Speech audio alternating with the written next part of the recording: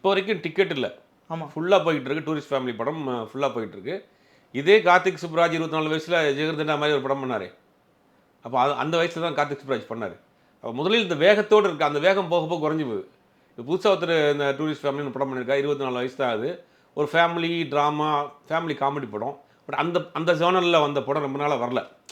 அது ஒரு படம் பண்ணியிருக்காரு. படம் பெரிய அளவில் பேசப்படுது. இதெல்லாம் வந்து ஒரு ஒரு அடுத்து இதே மாதிரியான படங்கள் திருப்பி பண்ண ஆரம்பிப்பாங்க. ஒரு படம் ஓடிடுச்சு. இப்போ எல்லாரும் பண்ணுற மாதிரி அந்த பையன் பண்ணாதனால தான் அந்த பையன் சக்ஸஸ் ஆனார். இதே மாதிரி லோகேஷ் கனகராஜ் மாதிரி நான் ட்ரக்கு வச்சு படம் பண்ணுறேன், இல்லை வந்து நான் வந்து ஒரு பீரியட் படம் பண்ணுறேன், பாகுலி ஓடிடுச்சு, நான் ஒரு பீரியட் படம் பண்ணுறேன் அப்படின்னு யோசிக்கிறேன்ல.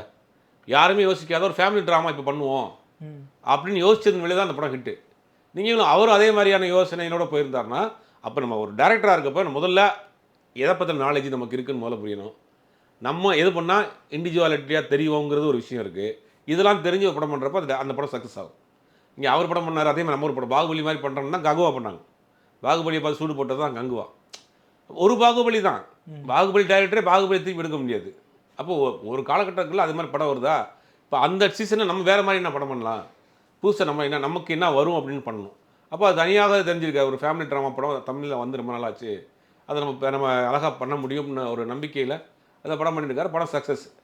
எதிர்பார்க்காத சக்ஸஸ். படம் வர்றதுக்கு முன்னாடி இப்படி ஒரு படம் இருக்குன்னு யாருக்கும் தெரியாது. வந்தது பிறகு மௌத்தாக காயாகி தேட்டர் ஃபுல்லாகிட்டே போகுது.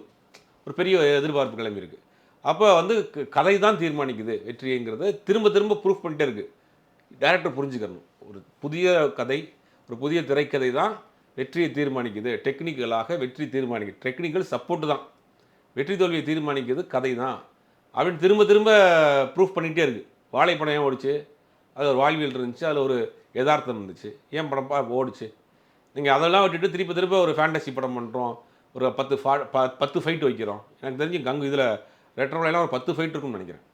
10 ஃபைட்டு, ஒரு 4 பாட்டு அப்படிங்கும்போது கதையை நீங்கள் விட்டுறீங்க, அங்கே விட்டுறீங்களே, அதான் சிக்கல். இப்போ இந்த டூரிஸ்ட் ஃபேமிலி ஓடினதுக்கும் ரெட்ரோவுடைய அந்த இதுக்கும் கம்பேரிஷன் பண்ணி பார்த்தா அதில் கதை இருக்குது, ஸ்ட்ராங்கான ஒரு லாஜிக் இருக்குது, ஒரு யதார்த்தம் இருக்குது, படம் ஓடுது. அவ்வளோதான். இதை எல்லாம் புரிஞ்சுக்கிட்டால் நல்லது. இன்னும்